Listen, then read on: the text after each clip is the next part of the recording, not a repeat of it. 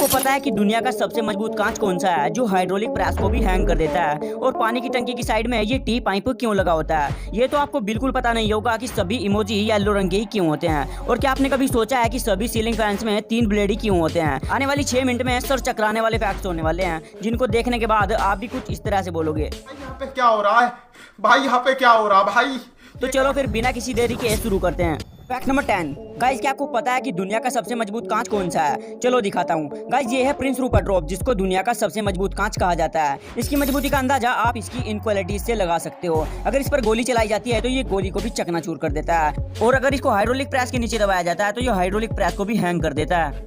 गजब बेइज्जती है। बट आप सोचो ये इतना मजबूत क्यों है यार? चलो ये भी देखो फिर। जब कांच को हाई टेम्परेचर पर पिघला कर तुरंत ठंडे पानी में डाल दिया जाता है तो ठंडा पानी गर्म कांच को तुरंत ठंडा करने लगता है, जिससे कांच पर एकदम से बहुत ज्यादा प्रेशर पड़ता है और कांच हाईली कंप्रेस्ड हो जाता है, और फाइनली हमें ये सबसे मजबूत कांच प्राप्त हो जाता है। बट ये तो आपको पता ही है कि हर चीज की कोई ना कोई कमजोरी जरूर होती है। इसकी भी एक कमजोरी है, अगर आप इसकी पूंछ को हल्का सा भी दबाओगे तो ये एक झटके में बिखर जाएगा। Fact number 9। दोस्तों, अगर आपने अपने घर की घड़ी को ध्यान से देखा होगा तो नोटिस किया होगा कि उसके डायल पर एक वर्ड लिखा होता है, और ये वर्ड होता है क्वार्टर्स। आई होप आप सोचते होंगे कि पक्का ये किसी कंपनी का नाम है, लेकिन ऐसा बिल्कुल नहीं है। सबसे पहले तो आप ये समझिए कि क्वार्टर्स होता क्या है। दरअसल क्वार्टर्स टाइमिंग की एक टेक्नोलॉजी का नाम है। जिन घड़ियों में इस टेक्नोलॉजी का इस्तेमाल किया जाता है उन्हीं पर यह लिखा जाता है। असल में ये एक तरह का क्रिस्टल होता है जो एक सेकंड में 32,768 बार वाइब्रेट करता है, और इसकी वाइब्रेशन से सेकंड की सुई को मूव करने का सिग्नल मिलता है। यानी इसके वाइब्रेशन से सुइयों का ये मूवमेंट डिसाइड होता है, और जब तक ये क्रिस्टल वाइब्रेट करता रहता है तब तक ये घड़ियां भी सही से काम करती हैं। Fact number 8। पानी की टंकी में टी पाइप से क्यों लगा होता है? दोस्तों, हर घर की छत पर पानी के टैंक का होना तो आम बात है, लेकिन क्या आपको पता है कि इसमें ये टी पाइप क्यों लगा होता है? गाइस, मैं आपको बता दूं, इस पाइप का लगा होना ना तो कोई इत्तेफाक ही है और ना ही इसे कबूतरों के बैठने के लिए लगाया जाता है, बल्कि इसका बहुत ही इंपॉर्टेंट रोल होता है। एक्चुअली पानी के टैंक के ऊपर दिखाई देने वाले इस टी पाइप से टैंक को हवा मिलती है, और इसी वजह से घर के सभी नलों में पानी का बहाव एक समान आता है। ऐसे में अगर टैंक में ये पाइप न हो तो पूरे घर में पानी की सप्लाई डिस्टर्ब हो सकती है। अगर ये पाइप ब्लॉक हो जाए तो आपकी टंकी में पानी की सप्लाई बहुत ही स्लो हो जाएगी। Fact number 7। दोस्तों, अगर आप भी कंस्ट्रक्शन साइट पर गए हो तो वहां पड़े सरियों पर आपकी नजर जरूर गई होगी। तो क्या आपने कभी नोटिस किया है कि इन सरियों पर एक कोड लिखा होता है? किसी सरिये पर FE 500 लिखा होता है तो किसी पर FE 400 लिखा होता है। लेकिन क्या आप जानते हैं कि ये साधारण सा नंबर बिल्डिंग की मजबूती के लिए कितना जरूरी है? असल में FE लोहे का केमिकल सिंबल है, वही ये बाद वाला नंबर इसकी मजबूती को दर्शाता है। जैसे अगर किसी सरिया पर FE 500 लिखा हो तो इसका मतलब है कि करीब 500 किलोग्राम का वजन डालने पर ये सरिया मुड़ जाएगा। इसी तरह ये नंबर जितना ज्यादा होगा सरिया भी उतना ही ज्यादा मजबूत होगा। इसलिए जब भी आप सरिया खरीदने जाएं तो इस बात का ख्याल जरूर रखें ताकि आपका घर भी मजबूत बने, क्योंकि हर जिंदगी में सिर्फ एक ही बार बनता है। Fact number 6। Guys, ceiling fan तो आप सभी के घर में लगे होंगे, तो आपने भी नोटिस किया होगा कि सभी सीलिंग फैंस में 3 ही ब्लेड लगे होते हैं। लेकिन ऐसा क्यों है यार? तो आपकी जानकारी के लिए बता दूं कि ये जरूरी नहीं है कि फैंस में केवल 3 ब्लेड लगे हों। फॉरेन कंट्रीज खासकर यूरोप और USA में फैंस में 4 ब्लेड लगे होते हैं। एक्चुअली इसके पीछे फिजिक्स का हाथ है। किसी फैन में जितने ज्यादा ब्लेड होंगे वह उतनी ही कम हवा देगा, और ये तो आपको पता ही है कि इंडिया में गर्मी बहुत होती है। यहाँ पर फैंस का इस्तेमाल केवल हवा लेने के लिए किया जाता है, जबकि विदेशों में इसका इस्तेमाल वेंटिलेशन के लिए किया जाता है। यानी फैन केवल AC की ठंडी हवा को पूरे रूम में फैलाने का काम करता है, और इसके लिए ज्यादा हवा की जरूरत नहीं होती। बट हमारे इंडिया में तो फैन से ज्यादा हवा ही चाहिए होती है, इसलिए यहाँ पर 3 ब्लेड वाले फैंस के साथ साथ 2 ब्लेड वाले फैंस का भी इस्तेमाल किया जाता है, क्योंकि 2 ब्लेड वाले फैंस ज्यादा हवा देते हैं। Fact number 5। गाइज, आपने आज तक कई डॉक्यूमेंट्स पर साइन किया होगा, तो अब आप एक सवाल का जवाब दीजिए कि आप जो साइन करते हो वो छोटा होता है या बड़ा?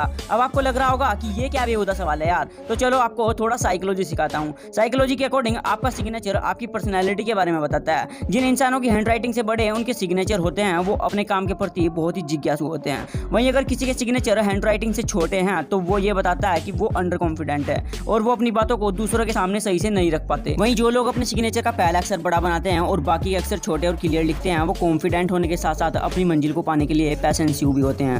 Fact number 4। गाइस, ये आपको पता है कि यूनाइटेड किंगडम के लोग गलती से भी अमेरिका, कनाडा और ऑस्ट्रेलिया जैसे देशों में ब्लड डोनेट नहीं कर सकते, और इसके पीछे का कारण है कि 1980 के दौर में यूके के मेडकाउ नाम के एक न्यू ऑर्गेनिकल डिसऑर्डर से लाखों गायें मर गई, जिसके चलते इन्फेक्टेड फीड खाने से बीमारी वहाँ के लोगों में बहुत तेजी से ट्रांसमिट होने लगी। इंसानों में इस बीमारी का नाम VCJ यानी कि वेरिएंट क्रूटजीफेल्डेड जैकोब रखा गया, जो इन्फेक्टेड प्रोडक्ट में एक प्रोटीन से पैदा हुआ था। यह ह्यूमन बॉडी में जाकर ब्रेन और टिश्यू टिश्यूज को डैमेज करता है, जिससे धीरे धीरे व्यक्ति कोमा में चला जाता है और फिर उसकी मौत हो जाती है। अब चूंकि इस बीमारी का कोई इलाज नहीं था और ये ब्लड फ्लो से इंक्रीज हो रही थी, इसीलिए 1980 में यूके के लोगों के ब्लड डोनेशन पर रोक लगा दी गई, जो आज भी लागू है।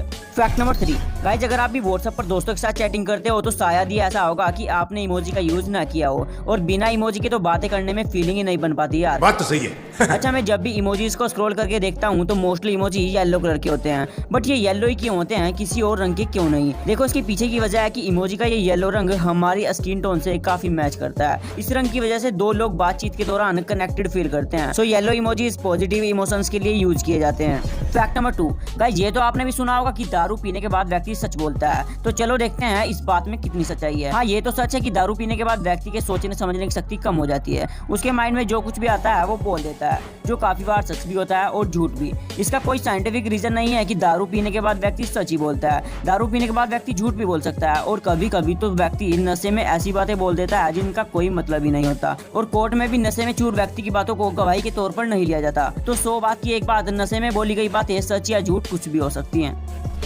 फैक्ट नंबर 1, यार 2 मिनट में तैयार होने वाली मैगी का नाम तो आपने भी सुना होगा, जो 2 मिनट में बिल्कुल भी तैयार नहीं होती, और ऐसा तो हो नहीं सकता कि आपने मैगी का टेस्ट ना लिया हो। अच्छा, कभी सोचा है कि इस मैगी का नाम मैगी ही किसने रखा? खैर, इतना कौन सोचता है, चलो मैं बताता हूँ। असल में मैगी एक इंस्टेंट फूड है जो इंडिया में फिलहाल बहुत फेमस हो चुका है। इसका नाम मैगी इसके मसाला के इन्वेंटर जूलियस मैगी के नाम पर रखा गया। जूलियस मैगी ने 1863 में एक ऐसा रेसिपी बनाया जिसको इंस्टेंट फूड में मिलाने पर उसका टेस्ट बढ़ जाता है। इस मसाला के आने के बाद मैगी इतनी फेमस होने लगी जिससे दूसरे देश भी इसको अपने यहाँ इंपोर्ट करने लगे। 1947 में नेस्ले ने मैगी को खरीद लिया और 1983 में इसने इंडियन मार्केट में दस्तक दी।